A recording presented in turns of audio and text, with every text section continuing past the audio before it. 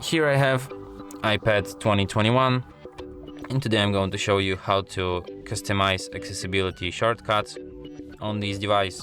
So to do this, first you have to open Settings, then go to the Accessibility section, then go to the Accessibility shortcuts, and here you can customize them. So for example, you can pick different shortcuts like increase contrast, color filters, classic invert, magnifier, smart invert, verse control, zoom, and now you can access them here by triple tapping your home button. You can also customize their order like this.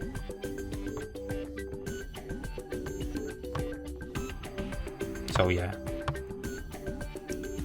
and now I have them in a different order here.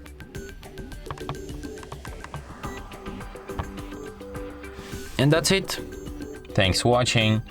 If you find this tutorial useful, don't forget to hit that like button and subscribe to our channel.